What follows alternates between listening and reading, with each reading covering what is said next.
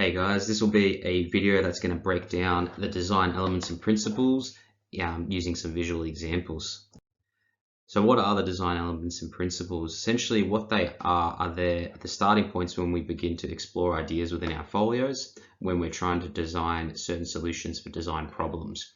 So the design elements, they're the marks that we make on our workspace or on our page, and we use them whether we're doing traditional or digital work. And then the principles are the way that we arrange or we organize those design elements on that workspace. So the elements are what we use to do the design. The principles are how we then lay out those particular elements. So here are the 8 design elements and 8 design principles. I'm not going to go through them all right now. I'm going to go through each one of them individually with some visual examples as well. So let's get straight into it. Our design elements. Our first element is point. So it's the smallest element that is used. It can be used to indicate position or build texture, create a focal point. It can even be used to build a sense of tone. So it's a really vital element, even though it can be quite small. And it's not always circular. It's not always small little dots like so. It can be little marks on the page like so. It might even be small little shapes. It depends how you use it. It can be really effective. It can be really engaging. And we can see that in this example here, where they've used it to create a real sense of tone as well as a real sense of texture. Our second design element is line. So point was just 2 little marks on the page or more. Line is the idea of connecting those marks. And the way we can connect them are numerous. So we can use straight lines, we can use curvy lines, we can use jagged lines, we could use zigzags.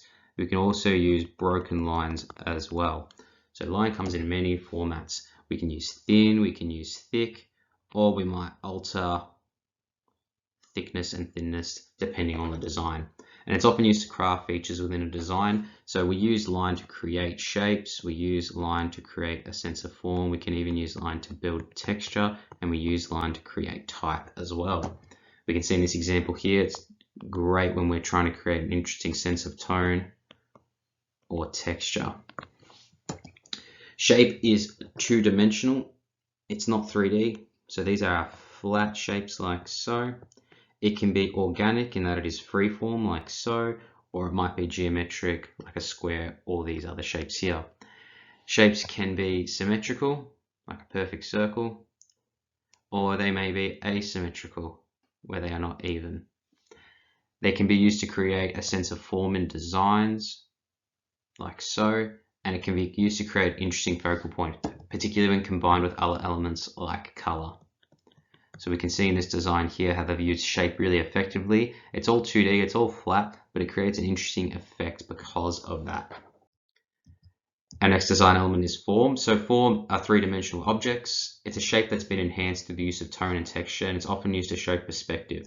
So when we did our perspective drawings or do them, the idea is that we're showing a sense of depth within the design. And we do that by using other elements like tone, texture, or color.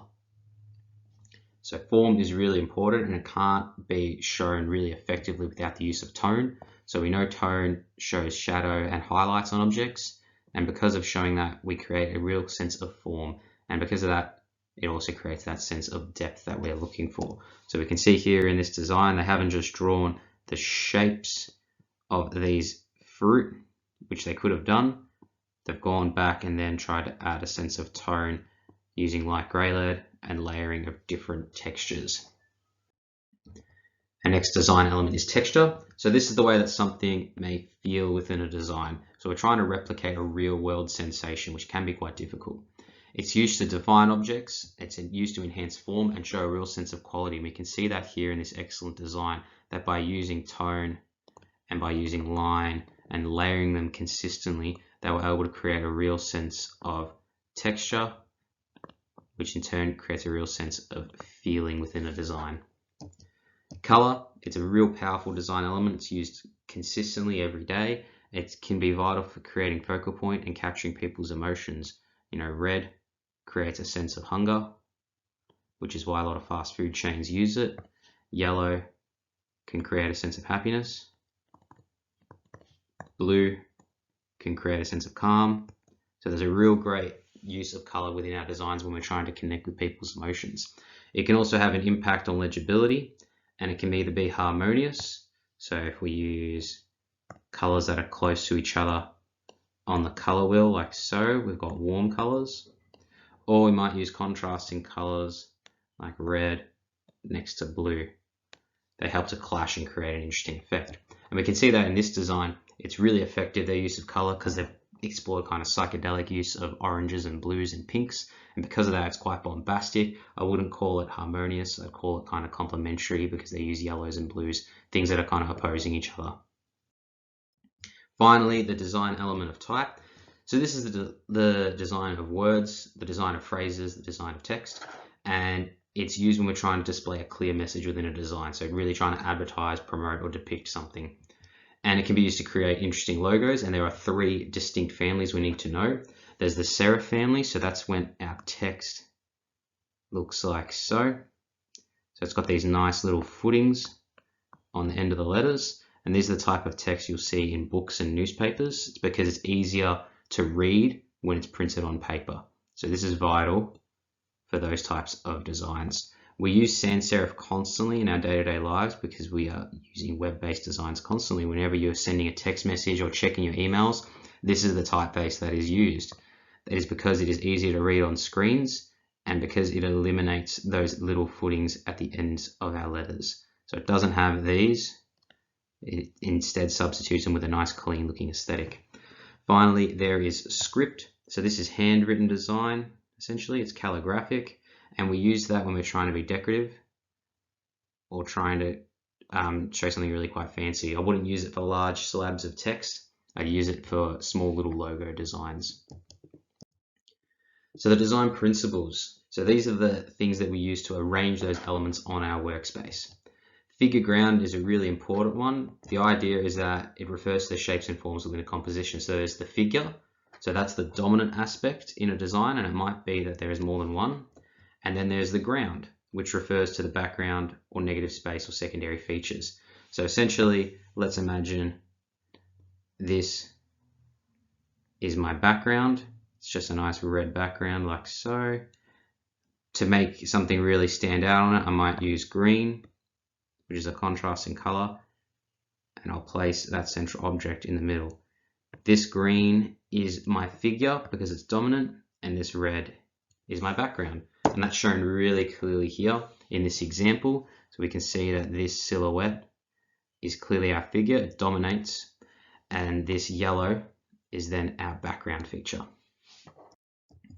Balance is the next design principle. So balance refers to how we distribute design elements on a workspace, and it can be done via printed, it can be done in 3D designs as well. So it can be symmetrical or asymmetrically balanced, and it helps to build a clear sense of hierarchy. So what that means, if we look at this design here, if we imagine that we split it down the middle either way, it's symmetrical on all sides. That can be really useful in some designs to have it symmetrically balanced, especially when we're designing structures. But asymmetrical balance can be really important as well when we're trying to create something abstract or we're trying to create an interesting focal point within a design. Contrast is referring to 2 elements that oppose each other in some way. That could refer to the use of colors. It could be referred to the use of size, the use of shape, the use of form. And because of that, it helps to build a real clear focal point. And we can see that in this example here.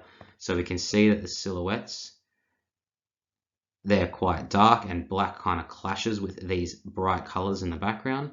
And by doing so, it creates a real sense of contrast. And because it has a real sense of contrast, we know what the key figures are. There are these black features here. And because of that, it also creates a sense of figure ground. So contrast can be really vital in creating that figure ground. Cropping is a really, really interesting design principle. It's not only used on Instagram and other social media platforms. It helps to change the emphasis within a design. It helps to change and build a focal point. So you might crop a design or a particular area of it to show off that point and create a new message. And it can be really vital when presenting information. So if we look at this example here, we can see that they have cropped, really interestingly, this standard kind of portrait. We see portraits all the time, but because they've cropped it like so, it makes it more engaging. We can also see that they've created a real sense of visual order, where we look at the eye first, then our lips, and then we go back to our information. So it creates a real clear sense of order, and this order is what we call hierarchy. So this hierarchy is the visual order of elements on our page. It can be from top to bottom, like 1, 2, 3, It might also be all over the place, like 5, 3, 2, 4, 1. And it can be created with use of size or color or placement of other elements like type. So if we look at this example here, we can see that on this poster they've emphasized this particular feature at the top. That's the most important. Then we see our title, then we see our artists and information, and finally we see our website at the bottom. So it's created a really interesting sense of hierarchy from the top all the way down.